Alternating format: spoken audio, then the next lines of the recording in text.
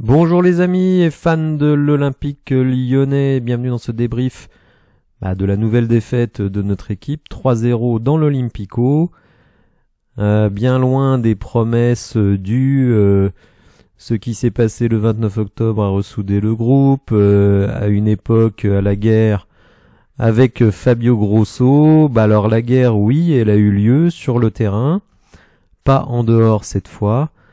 Et d'un côté, vous aviez des guerriers et en face, des petits agneaux qui étaient venus se faire croquer dans leurs jolies couleurs. Des enfants, d'ailleurs, dans un accoutrement d'enfants. Donc finalement, tout cela est assez logique. J'avais des inquiétudes dès le matin, puisque j'avais lu que les joueurs, en réalité, n'avait pas envie de retourner au Vélodrome. Je pense que c'est la direction qui a obligé les joueurs à aller jouer ce match étant donné notre position au classement, mais que s'il y avait eu un vote parmi les joueurs, ils auraient voté pour ne pas y retourner. Et d'ailleurs, même s'ils étaient présents physiquement sur le terrain, dans les têtes, ils n'y étaient pas, et ça, on s'en est rendu compte assez rapidement, puisque dès la 25e minute de jeu, on était mené 2-0, et qu'en première mi-temps, ça a été le vide intersidéral de la part de notre équipe. Vous le voyez ici sur l'attaque momentum, première mi-temps atone, une deuxième mi-temps un peu moins atone, mais bon, vous avez une équipe de Marseille qui menait 3-0, donc finalement à partir de l'heure de jeu, il s'est pas passé grand-chose. Pourtant, Pierre Sage était l'entraîneur, et il avait envoyé le même 4-2-3-1 que on avait vu à Lens, à la différence près que Shkeli Alvero a été laissé à la maison et qu'il a été remplacé par Paul Akoukou. Alors quand on voit que Paul Akoukou est le meilleur joueur du match selon SofaScore, on comprendra qu'il n'est pas sérieux de prendre les notes de ce site. Il est sans doute le mieux noté tout simplement parce que il ne tente rien, donc effectivement il doit avoir un pourcentage de passes réussies élevé, mais évidemment c'est un joueur qui n'a absolument pas le niveau, alors je dirais pas le niveau de l'Olympique Lyonnais, parce que le niveau de l'Olympique Lyonnais il y a beaucoup de joueurs qui l'ont, mais le niveau en tout cas de la Ligue 1, comme l'Olympique Lyonnais n'a pas le niveau de la Ligue 1, eh bien tout cela est assez cohérent. À l'inverse, Enrique, il a tenté des choses. Enrique, on le sait, c'est sans doute le joueur le plus professionnel de l'équipe, et quand on lui donne sa chance, il la saisit, mais malheureusement, lui aussi recruté en D2 brésilienne, donc vous imaginez le niveau, lui il est très très limité, mais on lui en veut pas parce que finalement on lui en demande pas trop. Par contre, ceux à qui on en demande beaucoup ne sont pas au rendez-vous. Et parmi ceux à qui on en demande beaucoup, c'est Dejan Lovren pour stabiliser la défense, Anthony Lopez pour de temps en temps arrêter des tirs, empêcher des buts, Ryan Cherki à la création. Ryan Cherki, il a pu nous chanter la chanson contre Fabio Grosso, ça fait 2 matchs de suite qu'il est titulaire, et on peut pas dire qu'il soit rayonnant, c'est le moins qu'on puisse dire. Même chose pour Nuama, le monopied, joueur qui revient systématiquement sur son pied gauche, comme je l'ai déjà expliqué très très souvent. Quand vous êtes monopied gaucher et que vous jouez du côté droit, vous ramenez le ballon systématiquement sur le défenseur. Donc c'est très facile pour lui de vous gêner. Il vous oriente sur le pied droit, et comme vous n'avez pas de pied droit, vous ne passez jamais. Vous remarquerez quand même, et c'est très paradoxal, que bien qu'il joue ailier droit, Nuama fait très peu de centre, il occupe très très peu cette zone, alors que c'est son rôle. Comme il joue à droite, on met Moreira à gauche. Moreira, effectivement, comme Nuama d'ailleurs, qui ne ménage pas ses efforts, je veux dire que dans les intentions, on peut pas lui reprocher grand chose à Moreira. Nuama aussi, mais Nuama il est limité, donc monopied hyper prévisible. Et Moreira, lui, c'est pas monopied, c'est 0 pied, puisque il est aussi inefficace du pied droit que du pied gauche. Donc la bonne volonté au haut niveau, en Ligue 1, ça ne suffit pas. Et Lacazette qui traîne son spleen pendant tout le match, de la première à la dernière minute, qui ne sait pas ce qu'il fait là. Vous savez, Lacazette, il a vécu un début de saison très très délicat la saison passée, et il a obtenu la tête de Peter Bosz. Laurent Blanc est arrivé, après des débuts difficiles, le vestiaire a été nettoyé, puisque on nous a dit à cette époque-là que c'était les Toko Ekambi, les Moussa Dembélé, les ceci, les cela qui foutaient le bordel dans le vestiaire, donc on a écarté ces personnes, elles ne sont plus là. Les mecs qui sont arrivés sont pas des fouteurs de merde, je pense que Nuama, O'Brien, même Akuoku, Alvero, c'est pas des fouteurs de merde. Donc on a une présence très lyonnaise dans cet effectif. Et on se rend compte que les problèmes sont les mêmes, et même je dirais sont pires. Et en fait, Lacazette, il s'est dit, on a fini 3e des matchs retour. On a pris quasiment 2 points par match. Et si on fait un mercato cohérent cet été, effectivement, on peut envisager un top 3, top 4 pour retrouver l'Europe et pourquoi pas la Ligue des Champions. Ça avait une logique. Vous avez un groupe donc qui prend 2 points par match sur les matchs retour. Et John Textor, le soir du match à Molenbeek, déjà défaite de l'Olympique Lyonnais, il réunit les joueurs dans le vestiaire et il leur dit les yeux dans les yeux. Je rappelle que la DNCG nous avait déjà bloqué puisque John Textor s'était engagé à ne pas vendre Lukeba Barcola devant la DNCG. D'ailleurs maintenant, je trouve que il se moque un peu du monde en disant que le budget qui avait été présenté était celui de Jean-Michel Aulas. Non, puisque le budget de Jean-Michel Aulas prévoyait la vente de Lukeba. Et John Textor donc est passé outre ses recommandations devant la DNCG et donc il a été bloqué. Donc Lacazette, Tolisso, Lovren peut-être, Lopez, etc. Tous ces joueurs-là se disaient, ça fait 3 ans qu'on vit une énorme galère, 7e, 8e, 7e, 8e. Mais on sort d'une grosse saison, de grosse deuxième partie de saison. Je rappelle que pendant cette période-là, on bat Monaco, PSG, Rennes, etc., etc. Et donc ils se disent, ces cadres-là, eh bien que on a certes un blocage de la DNCG, mais on va garder Lukeba et Barcola, et donc si on rajoute 2-3 vétérans, notamment Clinton Matas, qui était un bon début, eh bien on peut surfer sur la deuxième partie de la saison 2022-2023. Et donc John Textor réunit ses joueurs après la défaite à Molenbeek, et il leur dit, les yeux dans les yeux, Lukeba et Barcola vont rester. D'accord ? Les yeux dans les yeux. Donc évidemment déjà des joueurs, Lukeba, dont la direction a admis après son transfert que Lukeba avait demandé un transfert depuis le mois de décembre 2022. Donc la direction savait que Lukeba voulait partir. Il faut rappeler que Lukeba et Barcola, c'était des petits salaires de l'Olympique Lyonnais, donc il n'y avait aucune raison qu'ils s'en aillent dès lors qu'on allait leur augmenter les salaires, mais quand on s'est retrouvé dans une situation où on nous a bloqué la masse salariale, on ne pouvait pas augmenter les salaires. Donc Lukeba, qui a été 2 années titulaire à l'Olympique Lyonnais, lui estimait, et je pense qu'il a raison, mériter une récompense sur le plan salarial. Mais seulement comme vous êtes bloqué, vous ne pouvez pas l'augmenter. Donc la seule manière pour lui d'être augmenté et de jouer la Coupe d'Europe, eh bien c'est d'aller ailleurs. Il se trouve que son agent est le même que celui de Simakan. Et donc la piste RB Leipzig est arrivée dès le mois de juin. Et au final, eh bien, il était devenu évident. D'ailleurs, lui avait dit à tous ses coéquipiers qu'il voulait partir. Tout le monde le savait.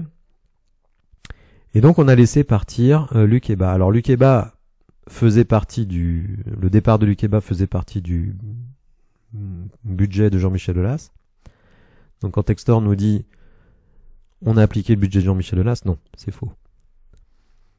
Mais je dirais que Lukeba c'est un défenseur central. Un défenseur central à mon avis correct mais sans plus.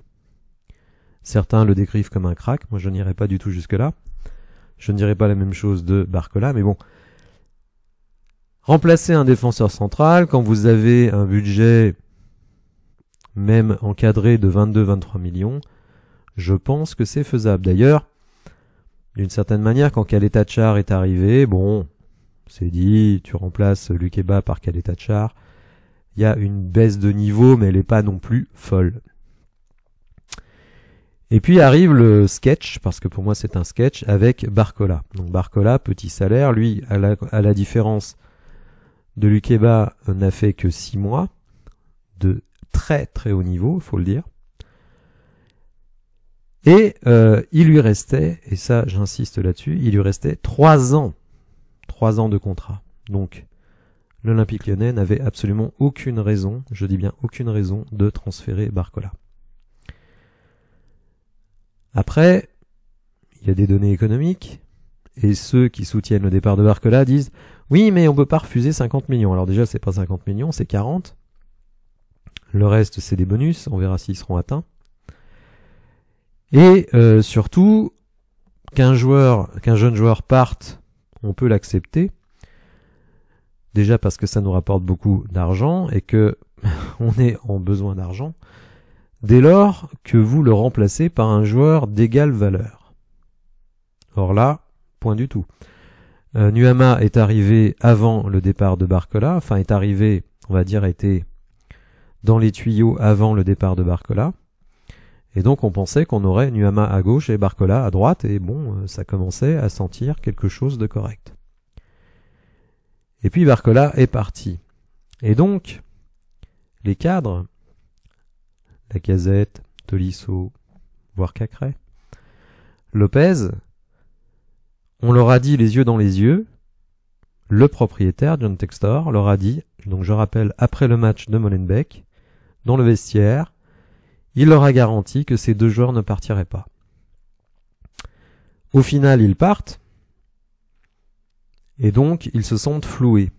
Ils se sentent floués, bien parce que les joueurs qui sont arrivés, à l'évidence, ne sont pas du tout du niveau de ceux qui sont partis, contrairement à ce que dit John Textor, puisque John Textor a dit les joueurs qui sont arrivés sont meilleurs que ceux qui sont partis. Eh bien, on s'en rend compte que non.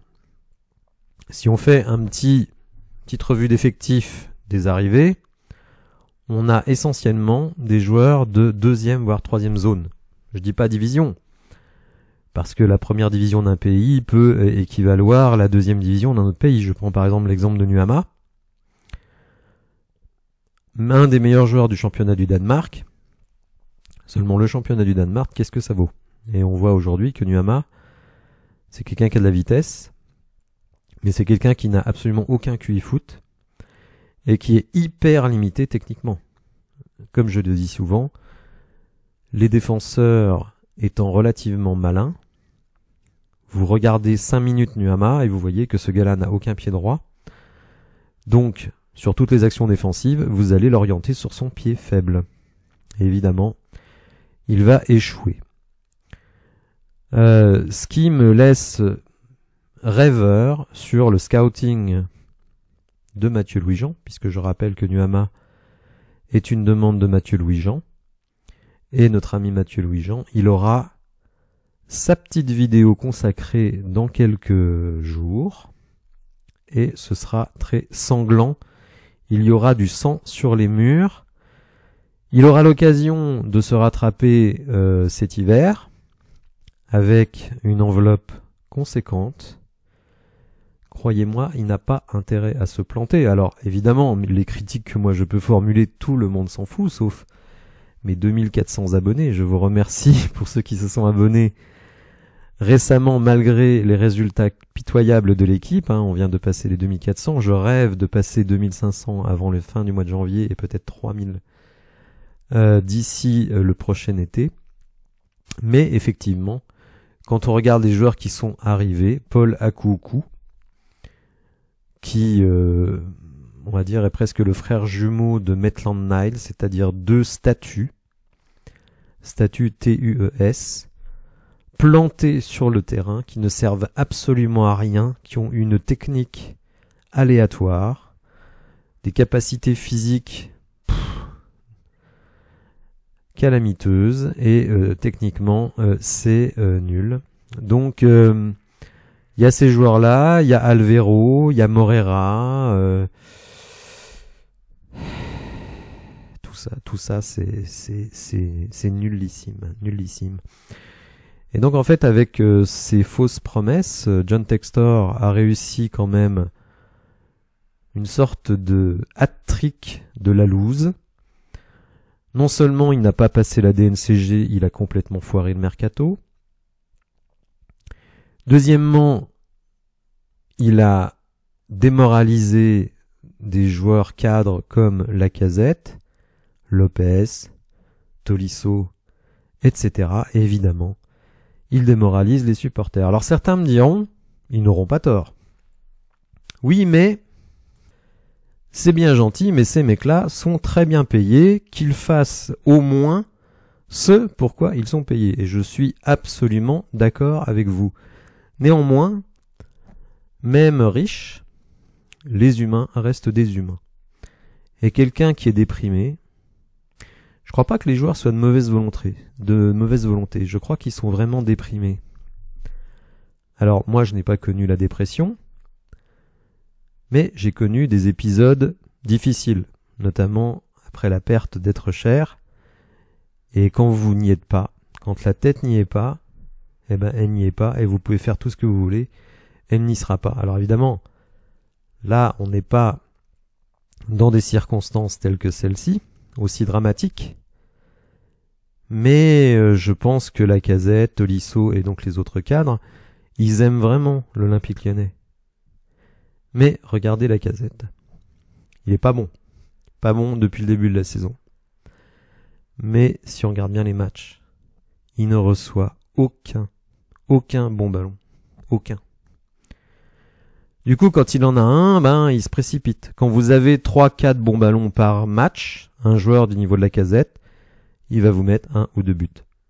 Quand vous en avez pas pendant plusieurs matchs, même un Lacazette peut pas faire des miracles.